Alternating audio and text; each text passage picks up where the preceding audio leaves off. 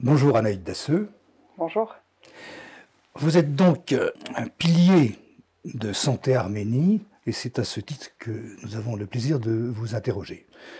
Je vois sur votre curriculum vitae que vous êtes psychothérapeute, psychanalyste et commandant réserviste de l'armée française. Expliquez-moi pourquoi il y a des psychanalystes officiers supérieurs comme il y a par exemple des prêtres ou des rabbins qui sont aumôniers dans l'armée. Explique-moi comment on arrive à ça. Ça s'est trouvé un peu par les chemins du hasard, même si étant psychanalyste, je ne peux pas dire que ce soit complètement le hasard. Il y a un chemin intérieur aussi qui mène à ça. Je crois que c'était la question de l'engagement qui m'intéressait beaucoup par rapport au fait d'être réserviste. Il se trouve que quand j'ai cherché un poste, je me suis présentée et j'ai passé les entretiens comme tout le monde, mais cette question de l'engagement, elle est inscrite en moi, ça vient peut-être de famille et c'était vraiment important pour moi. Le service de santé des armées aujourd'hui, je ne peux pas parler au nom du service de santé des armées, mais ce que j'y ai trouvé m'a satisfait dans le sens où il y a une vraie place à l'humanité et à l'aide, à l'accompagnement humain psychothérapeutique pour les blessés, qu'ils soient militaires ou autres d'ailleurs, ou ceux des attentats par exemple. Alors, c'est à l'hôpital Percy, à Oui, Clamart, une oui. ville chère aux Arméniens. C'est un hasard, Clamart? C'est un hasard, oui, en fait, il y a plus. Il y avait le Val-de-Grâce à l'époque, moi ça fait 8 ans et demi que j'y suis entrée, c'était dans cet hôpital-là qu'ils cherchaient quelqu'un, dont le statut serait réserviste, après le grade dépend de l'expérience, etc. etc. Le Val-de-Grâce a fermé peu de temps après, donc en région parisienne, il y a l'hôpital Percy, puis il y a l'hôpital Bégin. Mais il y a une vraie place, encore une fois, à la prise en compte des difficultés que traversent les soldats, mais aussi, en fait, c'est un hôpital qui accueille des civils, comme je disais tout à l'heure aussi, les blessés des attentats qu'on continue à prendre en charge. J'ai vu le film de Naré Tadévosian qu'elle a réalisé avec l'équipe médicale du docteur Lévon Kachatrian. Et dans les hôpitaux de Yerevan, après la guerre, on voit des jeunes soldats, certains amputés, d'autres grièvement brûlés par les bombes au phosphore, enfin, des gamins, c'est des gamins qui sont vraiment très très mal foutus et qui sont souriants. On les voit tous sourire, heureux. Les parents sourient aussi, ils sont fiers, ce sont des héros. Je rapproche ça d'une série qui fait un carton qui s'appelle En thérapie. Et il y a dans cette série un épisode où l'on voit un jeune militaire franco-algérien qui est en thérapie justement après les attentats du Bataclan. Et pendant cette thérapie, ce jeune militaire est envoyé en Syrie et il va se faire tuer. Aux obsèques, on rapatrie le corps, aux obsèques en France, le père algérien s'en prend au thérapeute en disant « Mais pourquoi vous ne l'avez pas empêché de partir au front? Vous avez tué mon fils. » Et c'est une scène assez épouvantable. Alors, j'aimerais vous poser 4 questions. D'abord à la mère. Vous êtes mère, vous avez un enfant qui a Oui, une vingtaine d'années. 23 ans, bientôt, Oui. dans 2 mois. Oui. Si votre fils vous dit un jour j'ai envie de partir en Artsar, j'ai envie de partir au combat, qu'est-ce que vous lui direz? Deuxième question. À l'arménienne que vous êtes, qu'est-ce que vous dites d'un conflit qui est mal préparé, qui s'est mal terminé, à la sauce russe, où on fait ce qu'on fait d'habitude dans tous ces pays ex-satellites, on va chercher le grand frère russe pour arranger les choses comme en Biélorussie, en Ukraine, bon, et finalement on n'est pas satisfait, c'est pas terminé, on sent qu'il y a quelque chose qui n'est pas terminé, voilà. Donc on est frustré. Donc la mère, l'arménienne, la thérapeute, qu'est-ce qu'elle peut dire à ces gamins ou dire aux thérapeutes qui vont soigner ces gamins? Qu'est-ce qu'elle peut dire aux parents de ces enfants? Et enfin, la quatrième facette, c'est la militaire. Vous êtes militaire. Réserviste. Réserviste. Oui. Alors, dans n'importe quel ordre, répondez-moi à ces 4 questions. Si mon fils décidait de partir, la première chose, c'est que j'aurais peur, évidemment. Je crois que j'aurais pas très envie en tant que mère. Voilà. Après, je ne pourrais. Je ne sais pas si j'essaierai de l'en dissuader ou je crois que j'essaierai de me tenir en retrait, sachant que mon cœur lui dirait non, n'y va pas. Bon, après, c'est quel que soit le pays d'ailleurs. Hein, je crois que c'est pas tant juste uniquement l'Arménie, c'est juste la peur humaine d'un parent de voir que son enfant peut être en danger. Donc voilà. Après, ça lui appartient. Il va avoir 23 ans. Je crois qu'on ne peut pas les empêcher. On peut en parler, mais on ne peut pas les empêcher. Et puis si c'est la question de l'engagement qui se pose là, en fait, aussi. S'il est inscrit dans un engagement, qu'est-ce que je peux y faire, quoi? À part continuer à en parler, mais voilà, je ne peux pas l'attacher. Il faudra bien que je fasse avec ma peur et voir, et juste espérer qu'il s'en sorte. L'Arménienne. L'Arménienne par rapport au conflit, je me tiens la plus éloignée possible de tous ces traits politiques, en fait. Je n'y entends pas suffisamment pour avoir un avis à donner. Je n'ai aucune envie de donner un avis là-dessus.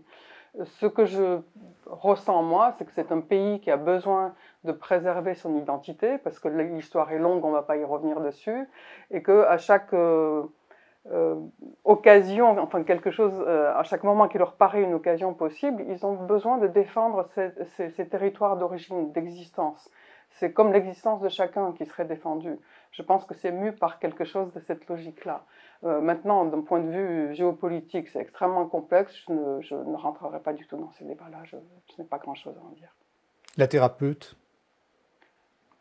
La thérapeute, ça rejoint peut-être ce que je disais là. Il y a peut-être un besoin de réparation aussi qui se transmet parce que, alors on ne peut pas éviter de parler de l'histoire du génocide. Et je crois que tant qu'il n'est pas reconnu, ça va être quelque chose qui va être un peu répété parce que, en fait, tant que c'est pas inscrit, on peut pas tourner vraiment la page. Et ça, cette question-là, elle est valable dans beaucoup de domaines d'ailleurs, je trouve. Et peut-être qu'il y a besoin de continuer à lutter pour ne pas être à la place de la victime. En tout cas inscrite comme telle, on n'a pas été reconnu, donc il y a beaucoup de gens qui ont lutté pour faire reconnaître par plein de pays l'existence de ce qui s'est passé en 1915. Aujourd'hui, il y a peut-être une logique de ce côté-là qui a besoin d'un idéal et d'une reconquête intérieure aussi. La militaire. La militaire, je ne sais pas, moi ce qui me touche peut-être... je crois que je suis née en Arménie, je suis arrivée, j'avais 10 ans en France, on a fait des allers-retours, mais je crois que je suis reconnaissante à la France, moi, de l'accueil que j'ai reçu, en fait. Donc, je ne l'étais pas formulée comme ça quand je me suis présentée à ce poste qu'on me proposait. Il y en avait d'autres, il se trouve que celui-là m'a plu, parce que j'ai trouvé encore une fois une humanité dans une équipe qui est formidable, d'ailleurs, dans cet hôpital. Ça a été la première chose, l'équipe, et ça continue, elle est formidable. Et en même temps, moi, j'ai beaucoup reçu de la France depuis que je suis petite, et je suis extrêmement reconnaissante de ça. Donc, cet engagement-là, il n'est pas que du côté militaire. En fait, il se trouve que c'est un hôpital militaire, mais ceux que je rencontre, en tout cas, sont des gens extrêmement étonnants. Ça pourrait être des héros d'un film, chacun, en fait.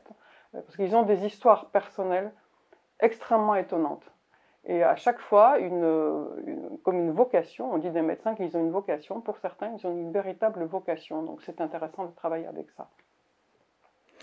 Donc là, on aborde l'autre facette, c'est votre côté artiste. Parce que vous venez de réaliser un film extraordinaire sur les créateurs arméniens, artistes, fils d'artistes, la filiation de ces Arméniens qui vivent en France et au Canada. Ce film va passer sur les télés, donc on pourra en reparler. C'est quelque chose de magnifique. Alors, la culture, est-ce que la culture peut être une solution dans un conflit comme celui-là?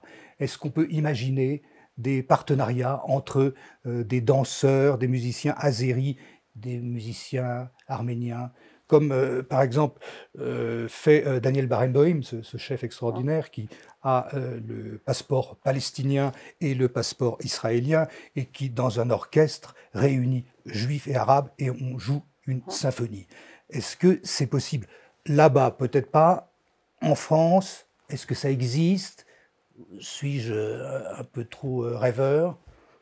Je crois que ça existe. En France, je ne pourrais pas vous restituer là les noms de personnes qui travaillent en multiculturel comme ça, mais moi j'y crois profondément. Je crois que la culture peut aider à sauver et à construire, en tout cas, par-delà les conflits anciens, et pour pouvoir créer autre chose que juste cette engluement, ça ne se dit pas comme ça, mais bref, cet enracinement dans quelque chose de très douloureux et qu'il faut traverser malgré tout, quoi. Je crois que si on n'arrive pas à passer à autre chose que juste la question de la douleur, on est dans une forme de répétition et finalement, c'est une manière de dire que ceux qui ont voulu nous opprimer réussissent parce qu'on n'en sort pas. Et je trouve que l'un des meilleurs moyens, c'est la culture, c'est l'art, la beauté au sens large du terme, qui est produite par la musique, la peinture, les livres, le cinéma, etc., quoi. Dernière question. Et la foi dans tout ça? Dans le film de Narey Tadevosyan, on voit sur les tables de nuit d'hôpital des Bibles. Et on se dit que le viatique est peut-être plus fort que la morphine. J'ai vu un autre film où l'on voit des files de soldats, de jeunes recrues qui vont au combat et qui vont vénérer la croix arménienne avant de partir se battre, le Hachkar, qui vont embrasser le prêtre, baiser sa main, etc. Il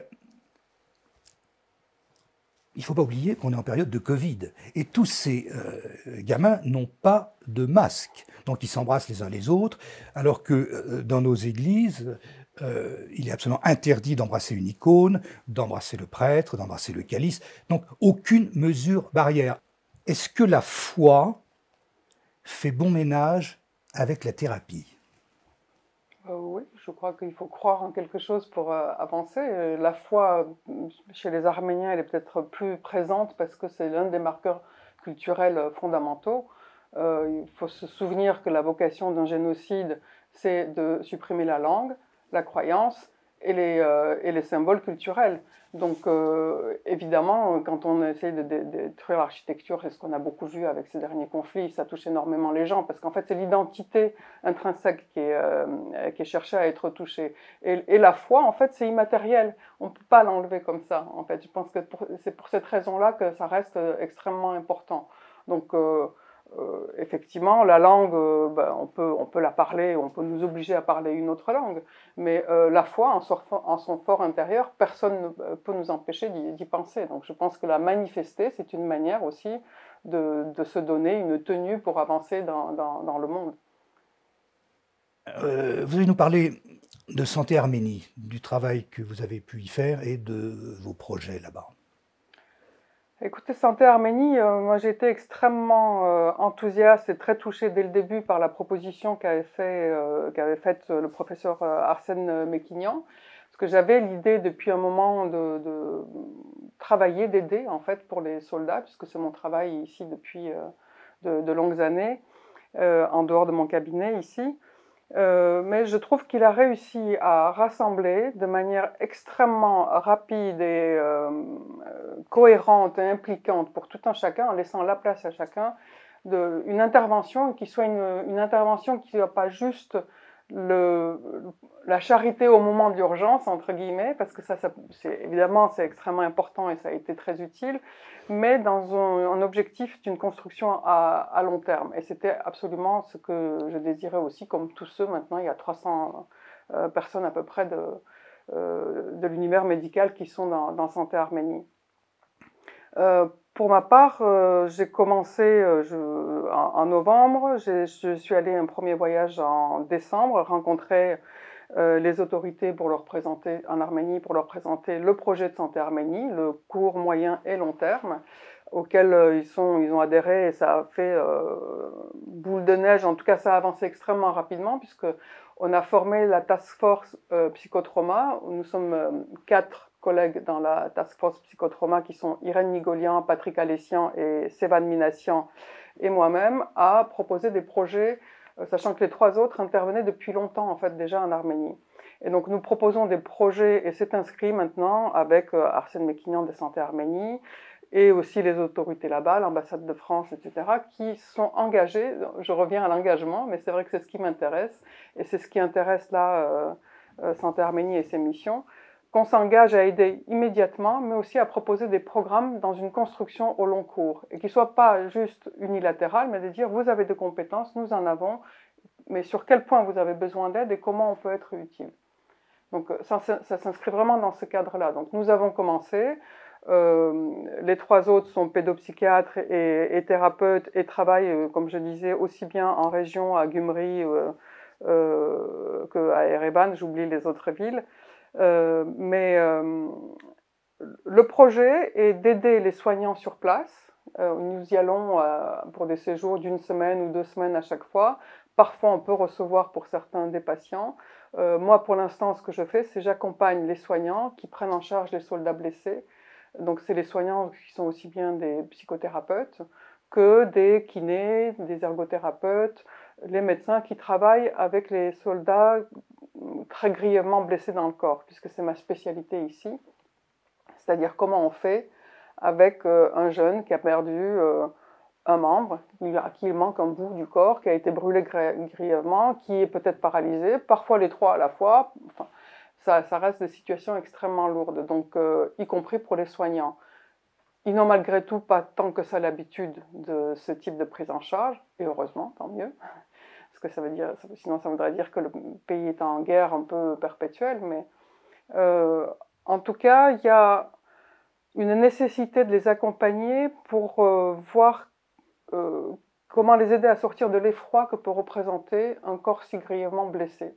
Et ce qui est extrêmement intéressant et utile, c'est de s'adresser à la part qui reste entière chez la personne que l'on rencontre, et qui est sa part d'idéal, sa part de foi, que vous évoquiez peut-être tout à l'heure. Quel que soit, chacun a une histoire toute singulière, mais chacun avec son histoire, d'aller chercher qu'est-ce qui l'a amené à s'impliquer, pour trouver les appuis en fait qu'il y a au fond de lui, en lui, pour pouvoir aider à les remettre en place, même s'il y a un bout manquant dans le corps, pour pouvoir retrouver des appuis et essayer de reconstruire quelque chose qui tienne.